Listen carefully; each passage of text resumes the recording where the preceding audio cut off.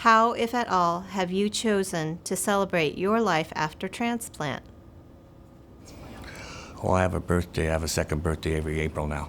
So I get another birthday present, and that's how we do that.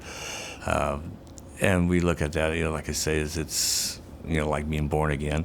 And so we celebrate that on April 6th, like that is my second birthday. I'm still trying to figure out, like I said before, I work 68 hours a week, and I've done that all my life. So I'm still trying to figure out what purpose my life is now. And so it's every day I just sit and I wonder what am I supposed to do. And I got a lot of time to think now. And I'm going to do something. I took up playing guitar and the piano again. But, I want to feel like there's a purpose why my life was spared. And so I'm still struggling with that, and I still want to see where it's going to go. And then I'll maybe throw a party. One of the most important things I think you can do as a transplant patient is not lose the focus on how lucky you are to be able to have a transplant. Even though you have obstacles that are going to occur and challenges, you've got to stay focused on the ultimate, and that is that you're alive and doing well, and certainly better than you were before. So you need to celebrate that. And in our case, we celebrate it with friends and family. It's a second birthday. So we have a second birthday party. And that gives us a chance to kind of refocus and thank people for their support and realize that there are a lot of people that can't have transplants or are still waiting for a transplant. And we were fortunate enough to have one. Now that I'm becoming more independent, I am getting back out with my friends, going places. I don't waste time on unnecessary things. I just enjoy living. And I say that word all the time. Living is so critical. People need to understand the importance of it. And until you go through something like this, I don't think you really get it sometimes. And I just want to live. I want to live, and I want to make sure that every day I get up, I'm doing something to help somebody else. That is my prayer every day. We celebrate my transplant every year. It was on, it happens to be the day before my brother's birthday. And so we always sort of have a dual celebration. And I've done many, many things. And, I've done bike rides and hikes and just, every kind of thing to mark the occasion every year. I have chosen to celebrate life after transplant just by living it to the absolute fullest. I mean, I feel like in a way I am responsible for taking the best possible care of myself in honor of my donor because of this life that he gave me.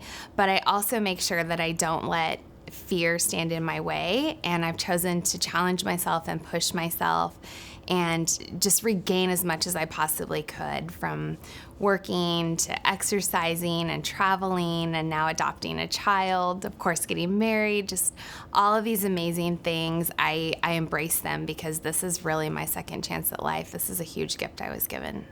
I try to celebrate my life today in so many ways, and one of them is being really physically active because that was something that was robbed from me when I was sick. And so my husband and I love Lake Tahoe. That's where we met. That's where we got married. And this is us celebrating my 10-year transplant anniversary by snowboarding. Celebration?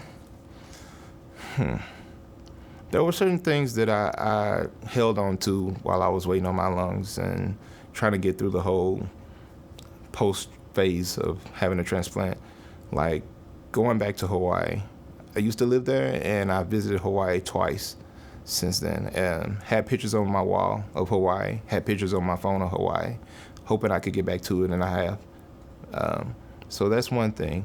And the other thing, maybe not so much of a celebration, but I now volunteer to talk to patients who are waiting on lungs or who've had their transplants. even in my career, I kind of taken a liking to focusing more on pulmonary hypertension research and transplants and things like that. I feel like I've been given a second chance to make a difference. And I constantly get the opportunity to tell the people who took care of me, thank you. I think those are the ways I celebrate it. The celebration of life. Well, I have a second birthday. And we celebrate every day. Every day is a gift. We don't know if I will die as a result of rejection, as a result of getting hit by a car, as a result of anything. We don't know. None of us knows that. So I think not only for me, but for my family, we all appreciate every day. We treat every day as a gift. Some gifts are better than others. We all know that, but we love our gifts. And every day that I wake up is a new day. And I just accept whatever challenges I may have. I accept the joys, and I'm just thankful to be alive. Oh, I just live day to day and find, as my husband says, I will always find something to do.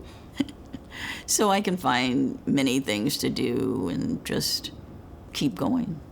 Well, like I said, my genealogy, and have lunch with my friends and see my grandkids, and that's about it. Take care of my husband. I've celebrated my life after transplant in a couple ways. One, I had that ceremony with my caretaker, with our friends and family, and it was nice just to celebrate with them and tell everyone how much we loved them and each other, and kind of just make that special for everybody. And then I actually have a party every year around the date that I've gotten my transplant. We call it the anniversary of the lung blowout. And so every year we have a party at this little outdoor brewery that's kind of in our county, and it's great. You can just bring food and grill, and we have some of our friends play music, and everyone camps out, and it's just a celebration of, because everyone went through it. It's not just you. Our whole community did. I mean, they did everything they could to help, and your family and friends, everybody's a part of it. So I just like to celebrate them too and let them know, like, hey, because of everyone coming together, like, that was a part of what happened here. So it's not just for me in my life, it's always to say thank you and stuff. So yeah.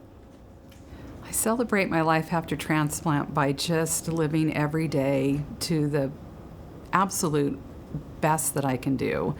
I've been able to hike again. For my first lung anniversary, I went out and bought a bike so I can take bike rides. I'm able to spend time with my husband and my family and my friends. One of my greatest joys post-transplant is being a volunteer and then getting back out into the community and educating people about organ and tissue donation. And a highlight that my girlfriends and I do every year, we go on a lung anniversary hike. So we pick a place that we haven't been, and we all get together and we laugh and share our stories, and we celebrate life, and we take a hike. I officially celebrated my rebirth day, by gathering a group of people together and walking across the Golden Gate Bridge and back. It's about a 4-mile walk, and I found it significant. You're walking between these two masses of land over this ocean-tossed water. And it symbolically meant something to me. And then afterward, we had a picnic. So breaking bread together with the people who supported me throughout the process was a lovely way of celebrating my first rebirth day. I also put together a scrapbook of messages that I had sent out, messages that had been sent back to me through the lots of page that I had created. Of people's well wishes, and just pictures from the hospitalization and the time between ICU and being released to the hotel. So I put that together, and it's a lovely tribute to the people who were supporting me. I think there's also lots of little celebrations. I think almost on a daily basis, if not truly on a daily basis.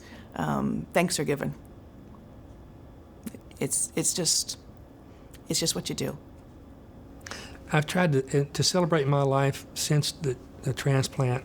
I've found that I just want to be able to be with my family, do the simple things that I never really appreciated in the past, and acknowledge the potential problems that me or anybody else can have if you don't deal with it properly. So life is probably the best part of it all. I've chosen to celebrate my life after transplant with two things. One is to start working with an organization that sponsors organ donation and some of the challenges around organ donation. The other is to honestly just do as many things that are fun that I've wanted to do that I can.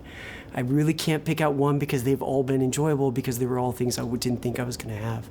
One of the things I've done at Transplant that I wouldn't have been able to do was I went to Disneyland with my daughter, and watching a 2-year-old experience that when I could barely walk about 100 feet is something I'll treasure forever. The look on her face was just incredible. I think one of the other things, I went out to a local beach here where I was able to climb up to probably about a 500 or 600 foot mountain almost, on a whim. I had not tried anything like it and just said, I'm going to go climb to the top, and was able to do it. And to look down at the beach, to look around that valley was something that is just indescribable.